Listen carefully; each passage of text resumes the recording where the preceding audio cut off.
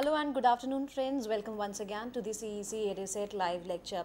Dear friends, in continuation to our previous lecture which was on post-modern empire, today we are going to discuss about the economy during the Gupta period, and for this we have again with us in our studios Dr. Shankar Kumar. He is assistant professor in Hindu College Department of History. So first of all I would like to welcome Dr. Shankar Kumar to this EDICET lecture of ours, and sir, over to you now. Thank you, Geetika, and good afternoon to my viewers. As Geetika said, this lecture is in continuation to the previous lectures that we have had on ancient Indian history, which covered the Mauryan period, the administration part of it, then the society and economy. So subsequent to that period in chronological terms is the post-Mauryan phase, which is characterized by the rise of small states and unprecedented activities in terms of trade and commerce, monetization. So we have the kind of coins that we are so familiar with coming for the first time in ancient Indian history. Although in the previous period we had medium of exchange in the form of punch-marked coins, but they were not quite like the way we are familiar with the coins, that is round coins with portraits of the king as mark of sovereignty and so forth, with something inscribed on it and so forth. So these are some of the developments that characterize the post-Mauryan period.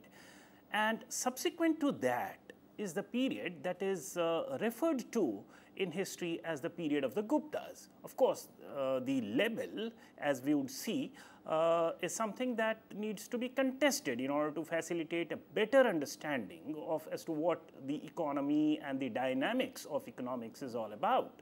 So we shall today be confining our discussion to the economic changes which characterize this period, that is the Gupta period. In chronological terms, when we say Gupta period, one should understand of the period say from 320 AD to around the middle of the 6th century AD. So it is this period that we shall be talking about today in terms of economic changes. As all of you must be familiar with in terms of the political understanding of the Guptas, that they quite recreated a kind of pan-Indian to some extent empire, which was somewhat missing in the period immediately following the Mauryan period. So there is some kind of the presence of a state which covered a greater part of what Indian subcontinent today is all about. Of course, the kind of polity that was practiced in different parts of the Indian subcontinent is contested by several historians who argue in terms of the advent of feudalization tendencies in the Gupta period. Nevertheless, in terms of departure from the earlier period, that is post-Mauryan period, of course, this was significant. And it is this trajectory that we shall be tracing today in terms of economy. Now, here is the scheme of our discussion today that you can see on your slide. Gupta economy, we shall first be trying to discuss whether this label is appropriate or whether this label is right. Then we shall be talking about the contextualization of economy in ancient India. This is just to facilitate, this is just to bring about a kind of perspective in which we need to understand the economy of this period. We shall be just talking about the stages in which the ancient Indian economy has been understood till around the Gupta period, and thereafter we shall be taking it up for detailed discussion. Then the segments that we would be covering in our discussion today would be agriculture, as you can very well make out that economy covers these segments: agriculture, craft and artisanal activities, trade and exchange, and also monetization, that is coins, and to what extent it was very strong, increasing or declining. So that is what we shall be covering in terms of the scope of our discussion under economy. And then just in order to sum up, in order to understand and analyze our discussion, we shall be talking of the feudalization debate, which is a very good entry point, so to say, in order to understand the dynamics of the socio-economic changes during this period. Because quite a few historians do argue that this was the period which led to the entry of feudal tendencies in Indian history. We have another set of scholars who contest this, and we shall be talking about these differing perspectives. So, let's come to the first aspect of our discussion today, and that is Gupta economy, the label. Generally, it is part of the general parlance, usual parlance, that we tend to say Gupta economy. Now, Gupta here stands for a political dynasty, and that is where we need to understand that usually in history, and this is almost a kind of loose legacy from the past, the way history is bracketed in terms of chronology, we tend to capture even the social and economic changes under the same political or dynastic appellations. Now, this is something which is very much questioned by the scholars today, because now we understand that the rhythm of economy, or for that matter even society, is not always congruous with that of political changes. So, it's not as if there is a change in the dynasty and therefore there should necessarily be a change in society and economy as well. So, in order to dispel this kind of a wrong connotation of such labels, we are bringing this for discussion. So, instead of saying Gupta economy, we should rather be surveying the economy or the state of economy during the Gupta period, because all the levers of economic changes are not governed or captured or dictated by political powers, however centralized or not so centralized they might be, as we see in the case of Gupta period itself, that state policies have some bearing, of course, on the rhythm of economy, but that is not about 100% of the understanding of economy during that period. So, this was just a kind of a brief kind of a qualification to our discussion today. Then, let's come to the first substantive part of our discussion today, contextualizing Gupta economy in ancient India. And in this, we shall just be briefly touching upon all the stages through which ancient economy had traversed till the time it reached the Gupta period.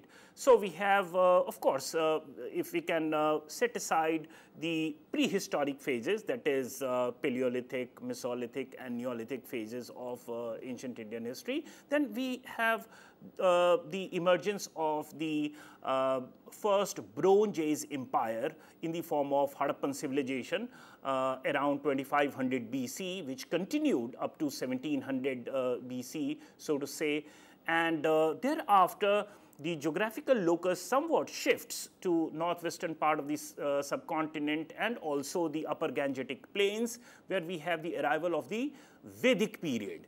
And here the economic trajectory is again somewhat not very continuous in terms of what we had in the case of the Harappans. So, we have pastoral economy characterizing the Rigvedic period, and gradually as the Vedic society pervaded in the greater part of northern India, in the middle Gangetic plains and so forth, by the time we come to the later Vedic period or the terminal point of the later Vedic period, say around 600 BC, we find that agricultural economy had again come to characterize this area.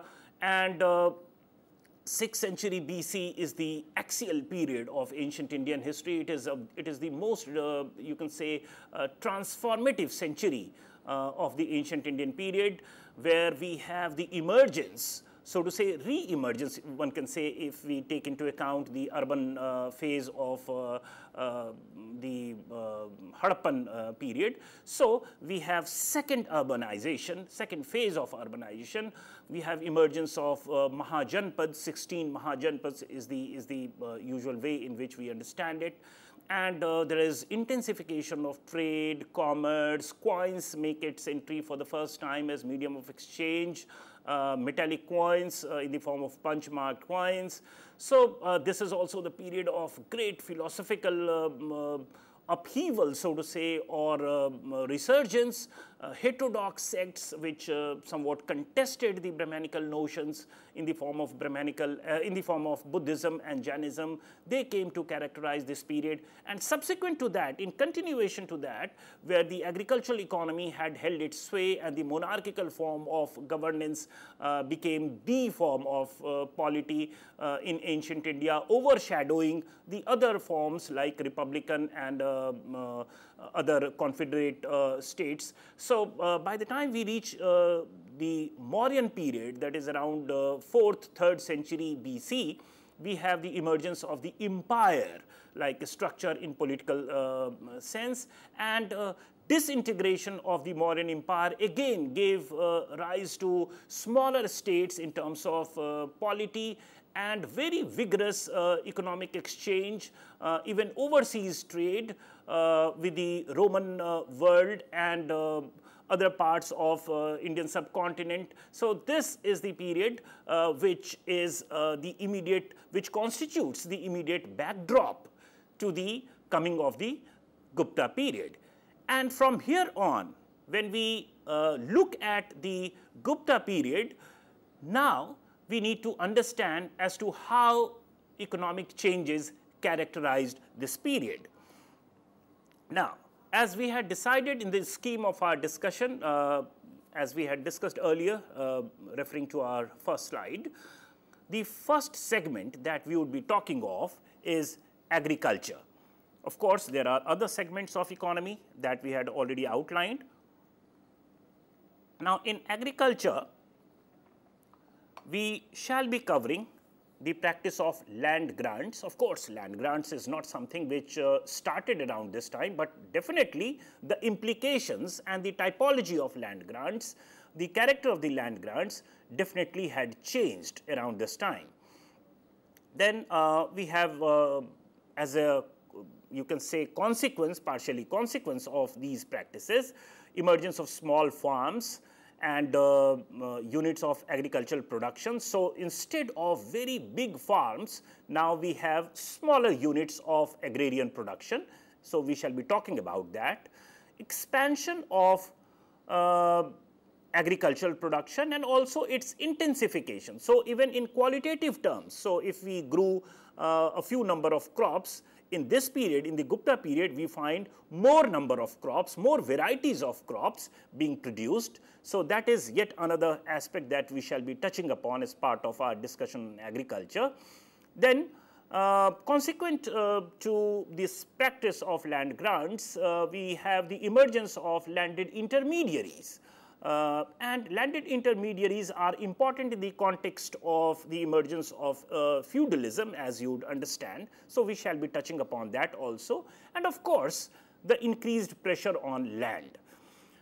Now, let's understand one thing, that land grants conventionally in India was not something which began during the Gupta period.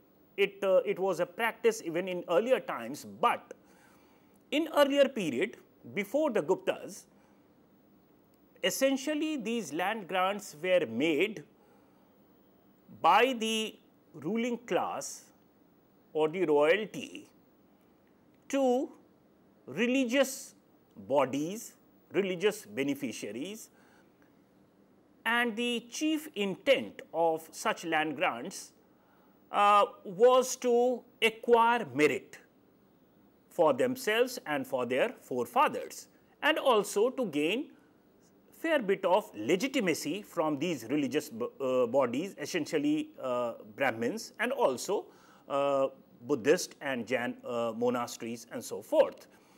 So that was the practice till around this time. But what was new around Gupta period that we get to see in terms of the land grants is that now it was not only confined to the religious bodies, but even secular entities. And when I say secular, it means people who had been given land, and this particularly happened during the later and post-Gupta period, that even those people, maybe officials, or on account of some compulsions to some people, lands were granted not only by the monarch, but also by other elite, other ruling elite, who would not themselves participate in the process of production, but would just keep off this process of production. Therefore, we have emergence of a band of intermediaries which subsisted on agricultural produce without actually participating in it in a big way. So it created multiple kinds of rights over the same piece of land, and that is what created a lot of pressure on the existing land masses around the period that we are talking of, particularly towards the end of the Gupta period and the period subsequent to that. Now, what these land grants, once we survey this, once we study the details of these land grants, it emerges that it also led to fragmentation of the farmland. We get to hear of the Mauryan and pre-Mauryan period where huge farms were cultivated by, say, hired laborers or even slaves and so forth. But here, in the Gupta and later Gupta period, we find the reference of smaller farms, and the donations which are being made or the land grants which are being made are also not huge pieces, huge tracts of land.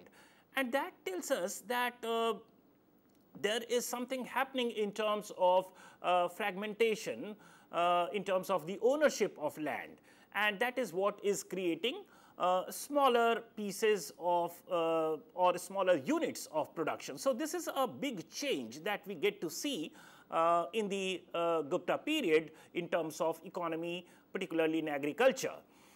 Now, alongside this, we should also keep in mind that these land grants are not only triggered by the sense of acquiring religious merit, but also on account of some administrative and political compulsions.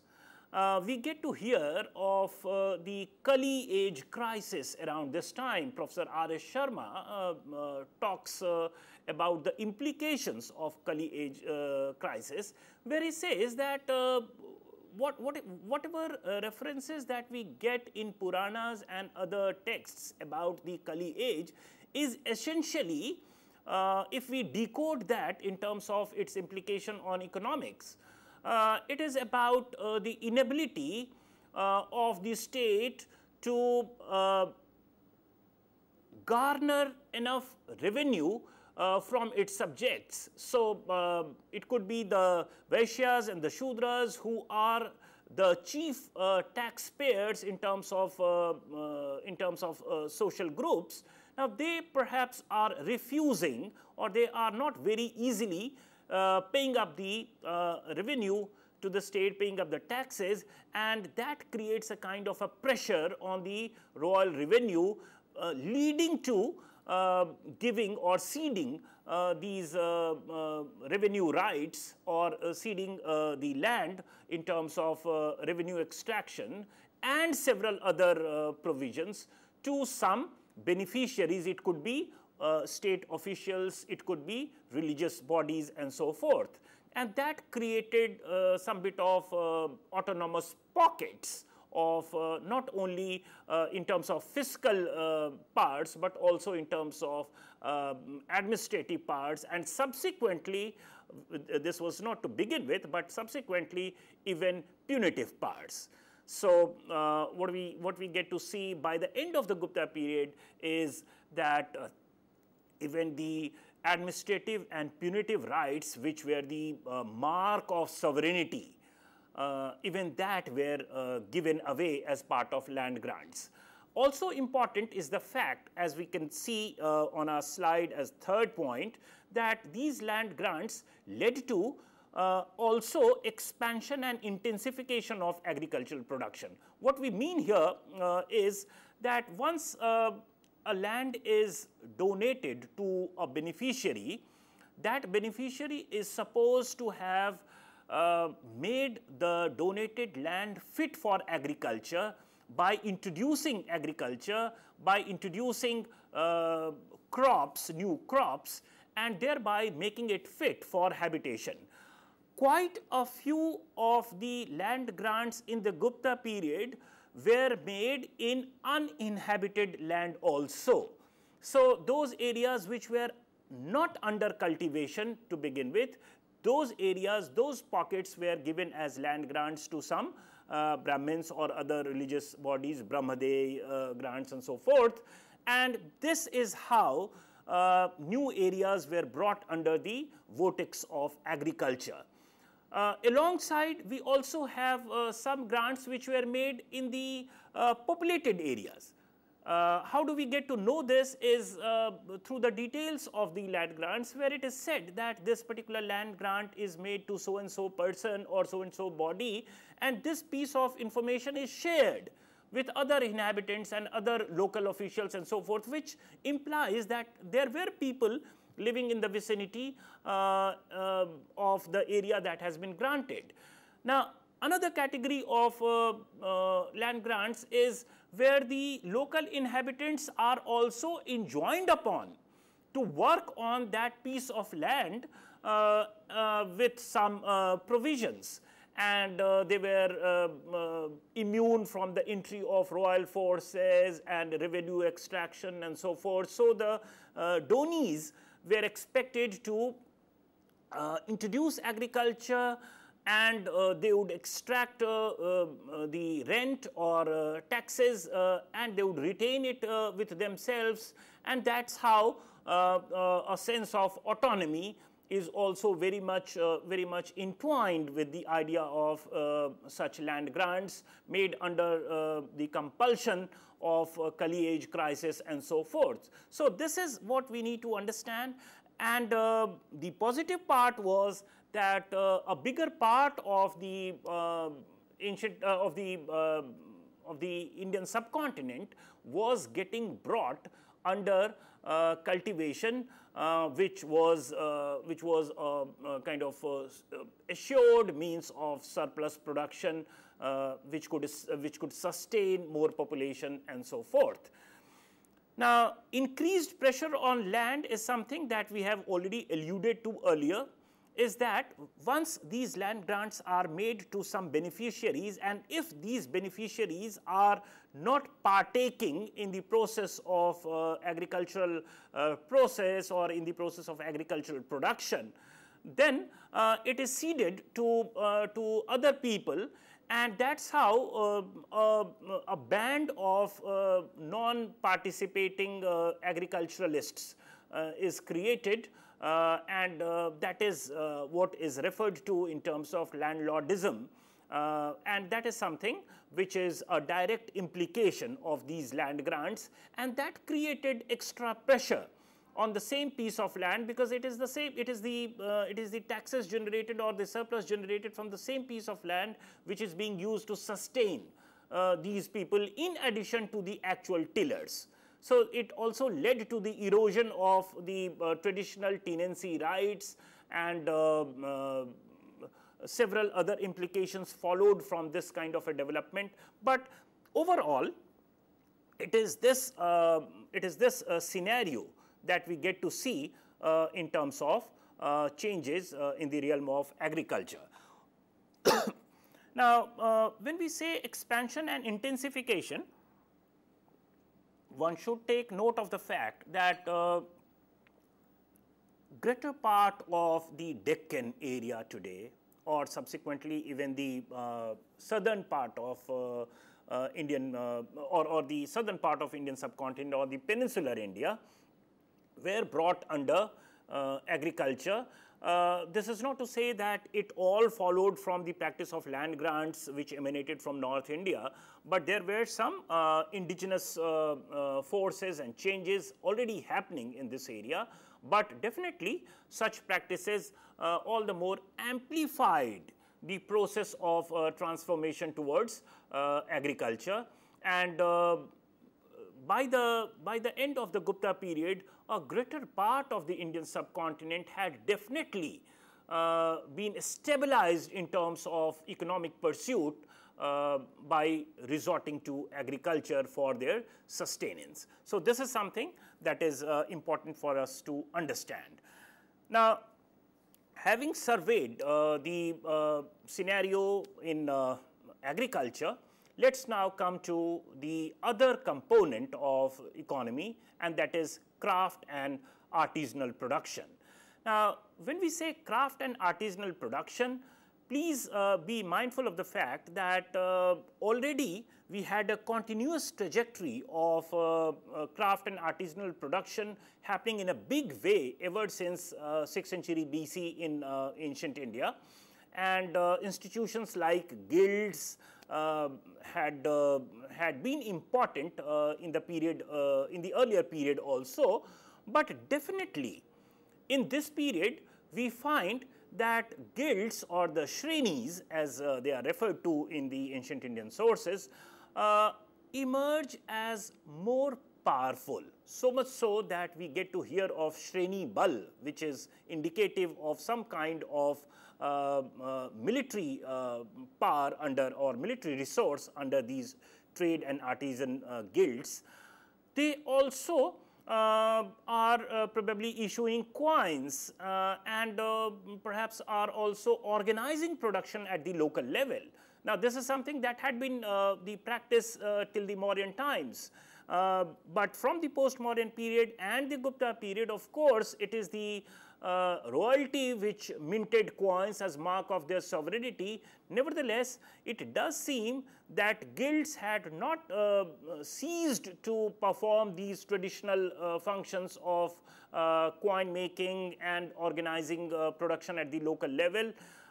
In fact, organizing production at the local level is something which is getting all the more amplified during this period. And even law books do emphasize, law books of the Gupta period, contemporary to the Gupta period, do emphasize the amplified role or the increased role of the shrenis and the guilds, and they in a way advise the king to take notice of the role being played by these shrenis, and some kind of a policy to support it, to have some kind of a positive attitude towards their role. So it seems that craft and artisanal production, which had received a great fillip in the earlier period, in the post-Mauryan period, continues to thrive towards the beginning of the Gupta period. We get to have references of metal workers, garland makers, carpenters, potters, weavers, and so forth. So there is the role and the social bodies engaged in artisanal activities and craft activities also getting multiplied. But towards the later part of the Gupta period, or even in the post-Gupta period, there is a big change that is very much discernible. The case of the silk weavers migrating from Gujarat area to Malwa area, and there are similar stories coming from different parts of India towards the end of the Gupta period, where the artisanal activity and the craft activities which were usually centered around the cities are declining, and there is some kind of evidence of migration of these groups to rural areas. Maybe that they are with the declining fortune of towns and cities towards the later part of the Gupta period, these craftsmen and these artisans are finding it difficult to sustain themselves. They are not finding the market for their products, and hence they have to come back to their rural areas to in order to sustain themselves. And that is another component which is increasing the pressure on land. So it is not only the intermediaries, but also the migration of these artisanal groups who earlier stayed in towns and cities, and now they have to, under duress, they have to come back to the rural areas in order to sustain themselves. That is another fascinating change, which of course is beyond the realm of economy, and we should be discussing it in our discussion tomorrow, because that is centered around the social changes during this period. But the implication is that the artisanal activity which thrived towards the beginning of the Gupta period, by the time we come to the end of Gupta period, this trajectory of continuous upswing that we get to see ever since 6th century BC is declining, and there is a reversal, and people engaged in craft and artisanal activities are under duress, under the stress of not finding a market. They are moving back to the rural areas. Similarly, other literary references in terms of their connotative capacities, for instance, nigams. Nigams conventionally in ancient India would refer to towns and cities. Now, towards the later part of Gupta period, this term nigam came to connote a rural area, and that itself captures the story of this change, that there is perhaps you can say ruralization of economy and the landscape. So the terms which earlier were used in urban context or in the urban backdrop are now getting pervaded or are now being understood in rural context. So this is the important thing that we need to realize. Of course, there are factors behind this change, and that is what we shall come to by taking up the discussion on trade and exchange, which is the part of our next slide, as you can see. Now, trade and exchange is yet another component of economy, as you would understand it even in today's context. Now, long distance trade, which was a characteristic feature of the pre-Gupta period, that is post-modern period, is something that is getting disrupted around this time. A part of this disruption is on account of the disintegration of the Roman Empire, on account of the Germanic tribal invasions, and also on account of the Central Asian invasions, or as we understand it, the Huna invasions in the Gupta period itself here in India. So all these attacks are bringing about some kind of a disruption in long distance trade, and that is having some kind of an implication on economy that we shall soon be talking about. What it did, this disruption of long distance trade or the Roman trade, which was a characteristic feature of the earlier time, what it did is that high value transactions, usually transacted in terms of gold and silver coins, now that got ruptured. How do we know this? How do we infer this? Is by a systematic study, particularly by Professor R.S. Sharma. His proposition is that if we do a century-wise cataloging of the coins available in Indian history, then we get to see some kind of a progressive decline in the number of gold coins in the Gupta period. So, say 5th century, 6th century, 7th century, 8th century collection of coins that we have, if we count the number of gold coins, then it decreases. And what does it tell? It tells that perhaps high value transactions are not happening in the same frequency as it used to happen in the earlier period. And a major reason cited for this is the disruption of trade, long distance trade. At the same time, we also have some kind of an increase in the number of baser metal coins, say copper and protein and other non-costly alloys and so forth, so much so that even cowries, particularly in Bengal, are used in order to facilitate some kind of local exchange, or it could be barter kind of a thing. So, there is some kind of a reversal of trend that we get to see.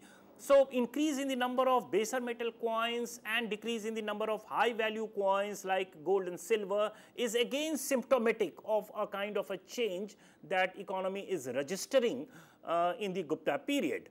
And as we have already said, that another characteristic feature of the period, particularly towards the end of the Gupta period, is the urban decay.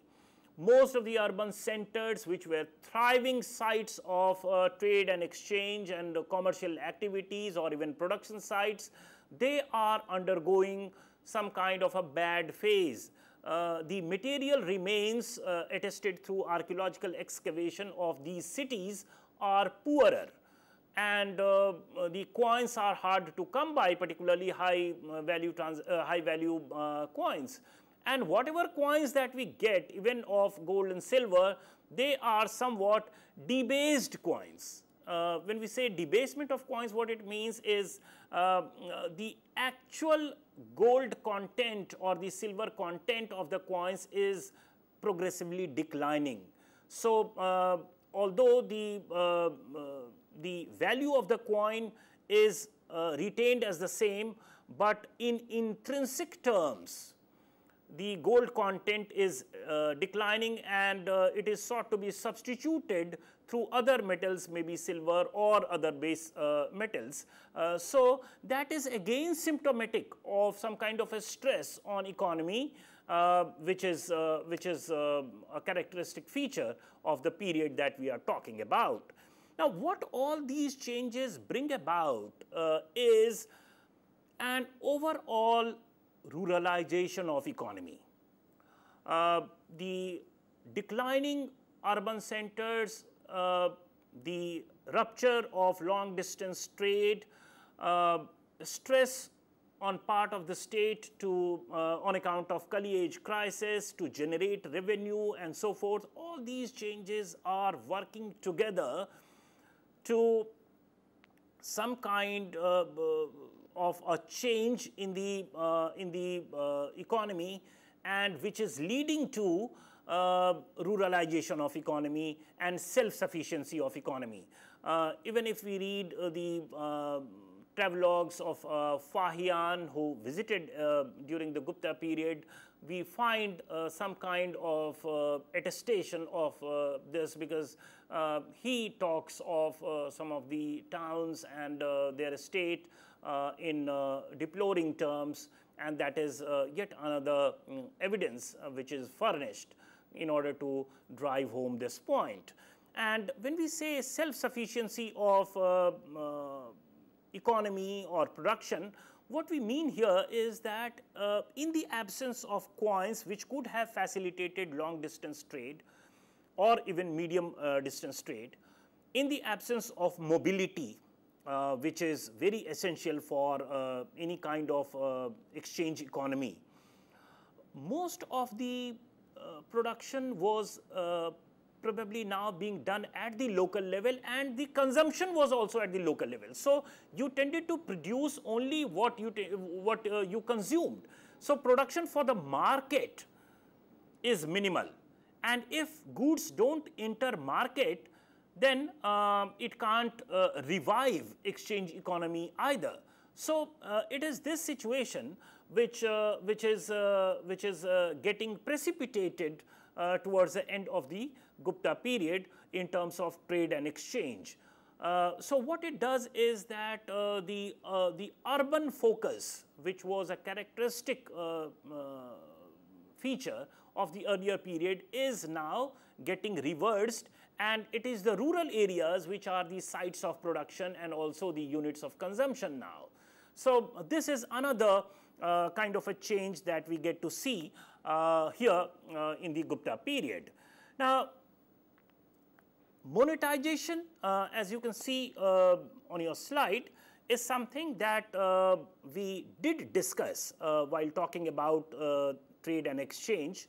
Now, important for us to understand is that these exchange which are happening towards the end of the Gupta period is, it seems that primarily they are the goods of essential consumption, say salt, iron and so forth, which are locally available and which could be exchanged at the local level. But high value precious metal or say jewelry and so forth, which could have revived the urban aspect of the economy, that is very hard to come by in terms of evidence in the Gupta and post-Gupta period. Now, with the decline of urban economy, with the decline of long distance trade, with the advent of rural economy and self-sufficient economy, we have a different kind of economic scenario precipitating towards the end of the Gupta period, which the historians tend to understand and analyze in terms of a fascinating, rich debate amongst ancient Indian historians related to arrival of the feudalism. So, what is feudalism then? Feudalism, as you would know, is a kind of socio-economic setup in which there is absolute primacy of agricultural production, and there is a layer of intermediaries present between the ruler and the actual tiller on land, and they are the landlords with graded economic rights over land, and there is some kind of a centrifugal tendency.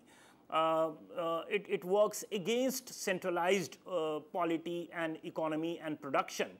So there is some kind of a, you can say, alongside the parcelization of sovereignty, alongside parcelization of political authority, there is also production being organized at the local autonomous levels, and which is the kind of changes that we just discussed. So all these changes are supposed to be captured through using this term feudalism by one set of scholars, and the proponents of Indian feudalism would argue that perhaps earlier all these things were extremely centralized. So production was more centralized, polity was more centralized, and from Gupta period, particularly towards the end of the Gupta period and subsequent period, there is some kind of a fillip to the centrifugal tendencies. So autonomous conclaves of political authorities are coming to characterize the political map of India. Similarly, even in economy, we find that there is no huge centralized kind of production happening. Rather, it is in these small units, these small pieces of land that production is being organized. So all these changes are furnished as some kind of an evidence in order to drive home the point that Indian feudalism had arrived around this time by these historians. On the other hand, we have another set of historians who would not look at these changes from a you can say degenerative perspective. Rather, they would say that it is the new areas, as we had referred to in the earlier part of our discussion, where we said that agriculture, etc., they are now coming to characterize even Deccan and southern India. So, new areas are experiencing for the first time agriculture and associated changes in a big way, and therefore, the innate capacity of these areas to have their own state, local states, so to say, that is what is the political scenario here. And hence, the opponents of feudalism would say that the entire set of change should be looked at not from the perspective of some kind of a degenerative change from the past. Rather, it is a kind of regenerative. It is very much positive that these areas are also undergoing the kind of transformation which is usually associated with agriculture and peasant economy, and it should not be seen as some kind of a disintegration of the ancient Indian matrix of polity and economy. And therefore, the positive parts of this change in terms of new crops, in terms of new agricultural techniques, in terms of new irrigation methods, which come to characterize the organization of production and agriculture around this time, is argued by these historians as changes that should be looked at when we talk about the Gupta economy. Also important to understand is another tangent of the feudal debate, and that is to what extent it was the European model, classic West France model of feudalism that was there to be seen in India.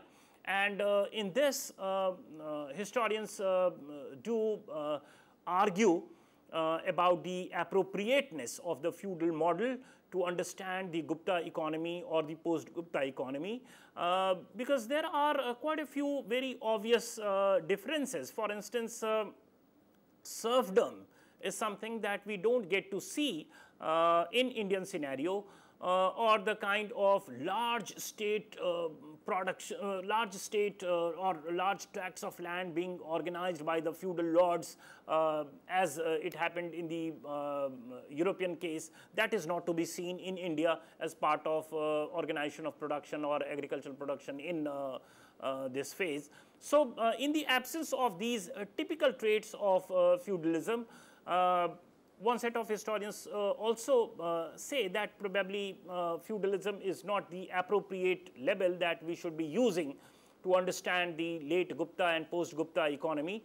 But the response to these is also very sophisticated, and it is said that these features are typical to the location and the historical circumstances of Europe. For instance, there land was not very much available, that is uncultivated land was not very much available, and therefore serfdom arrived at some kind of intensification of the oppression of the peasantry or the tenants. But in India, in the presence of available uncultivated land, there was no such requirement there for this kind of a institution to emerge, or such institutions could not emerge, because if the level of oppression increases in a particular area as a result of the pressure on the same agricultural piece, then there was always this option for the tenants to move away and settle in a new area. Of course, that would not have entailed an easy life. Nevertheless, that option was always available. Therefore, there obviously are some very obvious differences in terms of characteristic features of the classic Western model of feudalism and the Indian feudalism, if at all we agree to this nomenclature.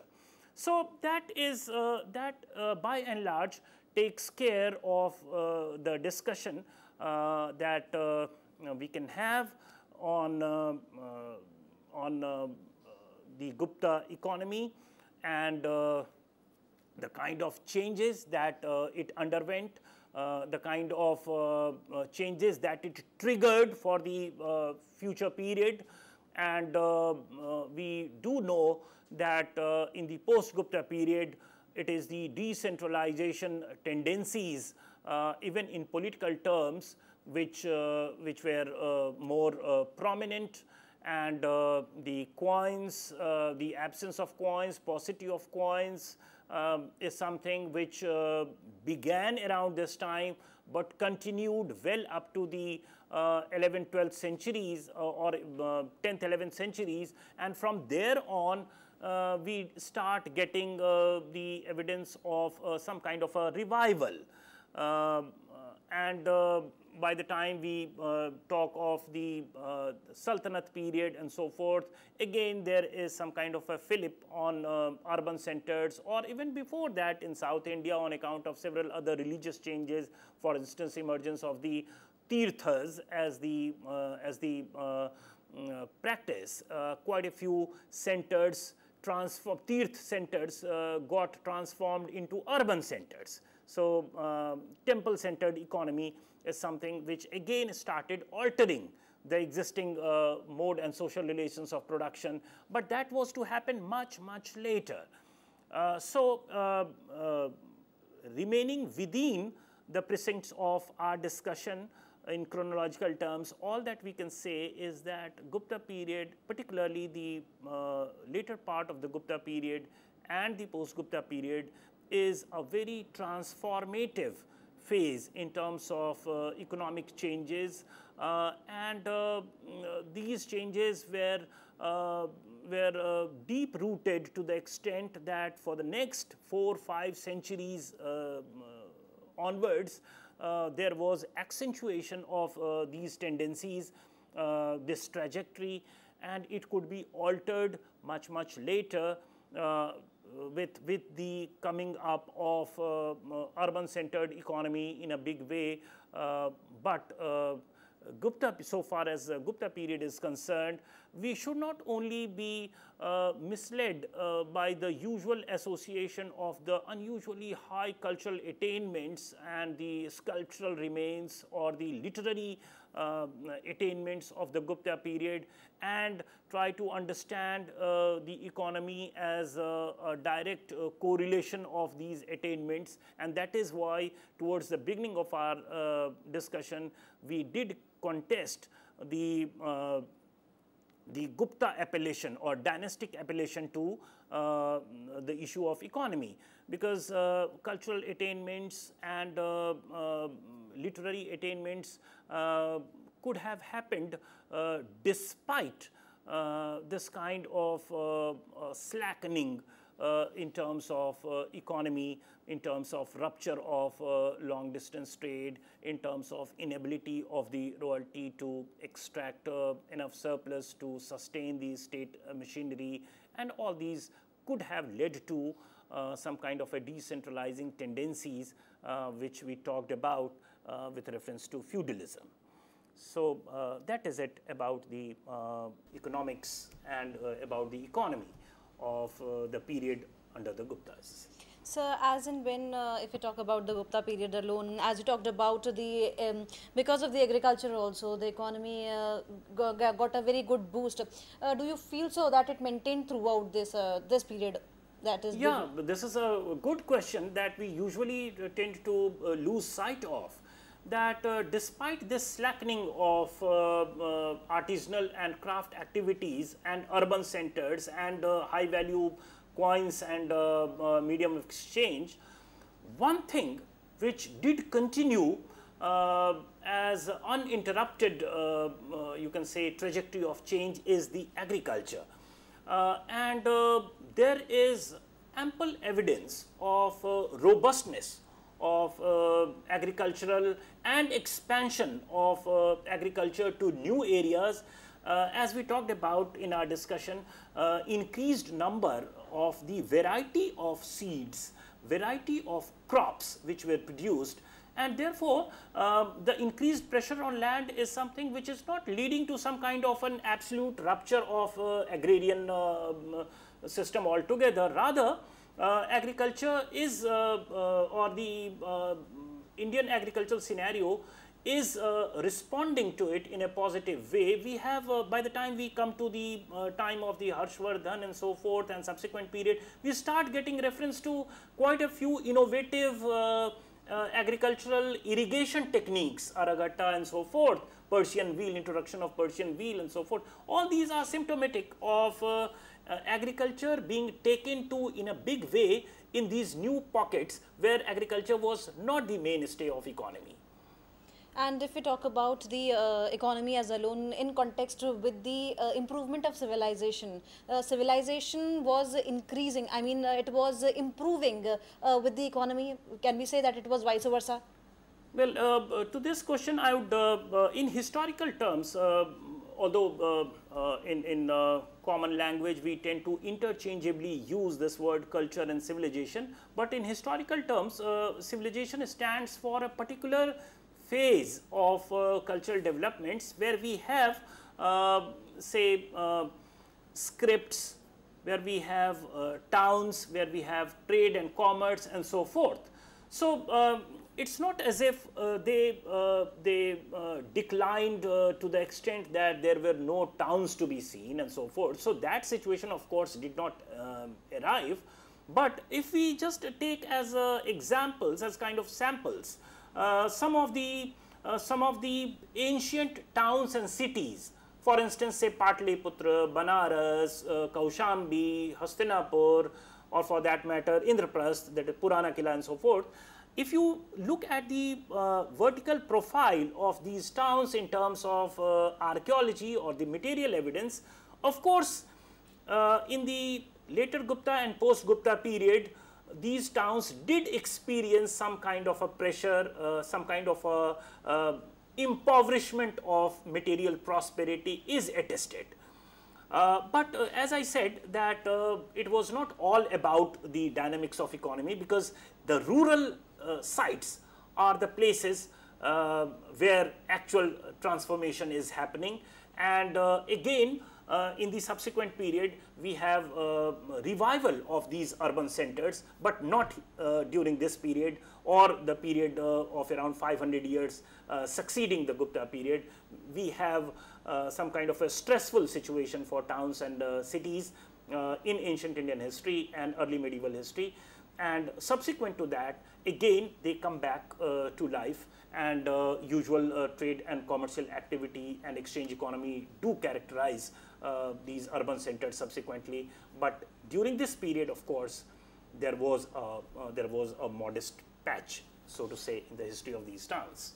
Thank you, sir, for giving very deep insight into this very topic, and we learned a lot about how economy as a whole was made a point there in the Gupta period, which could be well predicted through the cultural sources. Thank you, sir. Thank you very much for being with us. And Dr. Shankar would be tomorrow with us again also, and tomorrow we are going to discuss about the society during the Gupta period. Thank you, sir. Thank you so very much.